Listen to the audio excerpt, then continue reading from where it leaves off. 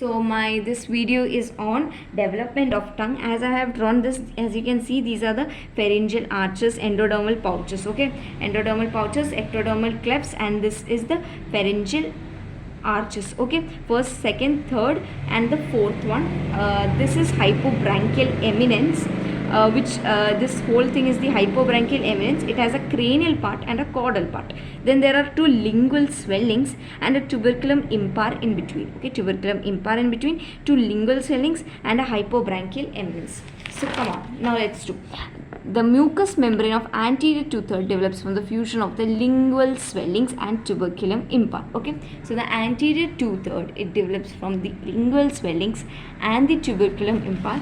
When they fuse together, they form the anterior two-thirds of the tongue. Okay, they form the anterior two-thirds of the tongue, and the posterior two-thirds is formed by the hypobranchial eminence. Okay, they form the anterior two-thirds of the tongue. The hypobranchial eminence is divided into two parts, cranial part and the caudal part. The cranial part is derived from second and the third pharyngeal arch. Okay, it consists of the second and the third pharyngeal part, whereas the caudal part consists of fourth pharyngeal arch, whereas the anterior two-thirds is formed from the lingual swellings and tuberculum impar, which consists of first pharyngeal arch.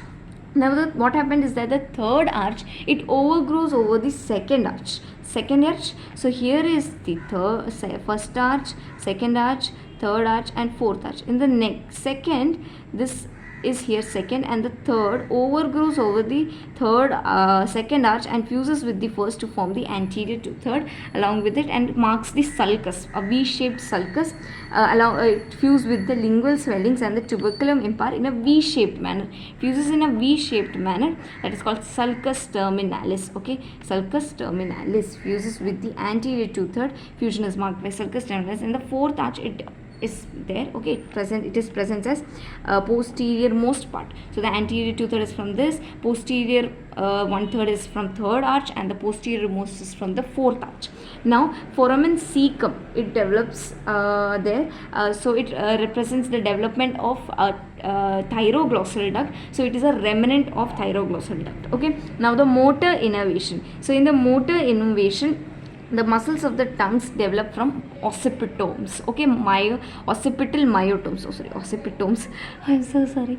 Occipital myotomes. Okay, occipital myotomes. And then this is supplied by hypoglossal nerve. So the muscles, they are derived from occipital myotomes. Okay, muscles are derived from occipital myotomes, and then they are derived by they are supplied by hypoglossal nerve. So the motor innervation is hypoglossal nerve. Whereas now we are going to do the correlation of nerve supply, the sensory innervation. So this motor innervation also comes here, but I have made a mistake, and I have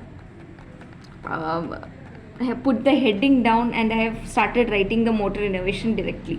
Okay, so in correlation of nerve supply, first you will write the motor innervation, then you will write the sensory innervation. So this is the major heading. Okay, this is the major heading. Now the sensory innervation, the anterior two-thirds is formed by first pharyngeal arch. So the nerve is post-traumatic nerve, which is lingual nerve, and the pre-traumatic nerve, chorda tympani nerve. Okay, so the post-traumatic nerve and pre-traumatic nerve. Post-traumatic nerve is the nerve of the arch, of the same arch, whereas pre-traumatic nerve is the nerve that is arising from the succeeding arch. Okay, nerve that is joining with this arch from the succeeding arch. Okay, and the posterior one-third is supplied by third pharyngeal arch. The nerve supply is glossopharyngeal nerve, and the post-traumatic nerve is the glossopharyngeal nerve. Posterior most is supplied by fourth pharyngeal arch, which is supplied by internal laryngeal nerve. Okay, thank you.